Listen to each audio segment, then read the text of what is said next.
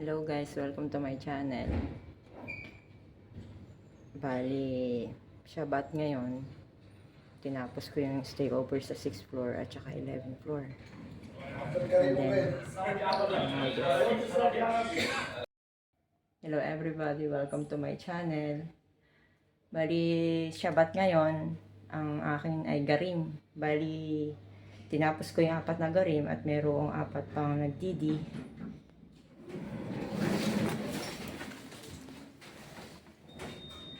Sir, later.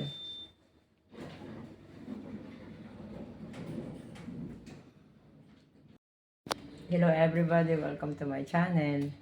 Bali, Shabat ngayon, tinapos ko yung aking garim na 14 rooms and mayroon pang additional na 4 na nagdidi and tsaka yung isang check-out. Wala ngayon masyadong check-out. Ang sabi ni sir, ipantry ko muna ito sa 11 and then sasabihin niya kung meron ulit akong lilinisin. Kunin ko na yung big na agala sa baba at akutin ko yung lahat ng mga dirty sa baba at magplansya ako.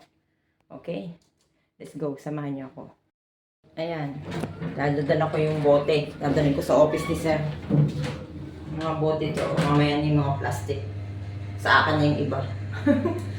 Mabigat kasi yung bote. Nag-iwi na ako. Charot. Ayan. Naitapon ko na yung basura. At yung matudamit ko, nalagay ko na dito. Magmamalansya na ako. Bye. Guys. Pagkatapos ko magtapon ng basura, magpaplansya ako habang wala pang check out. Pasmando naman ito. Yan. Paplansyahin yan. Yung kaya lang, hindi lahat. Okay? Habang downtime at wala pang nag-check out. Magpaplansya ako ng balot ng kama at ng pillow.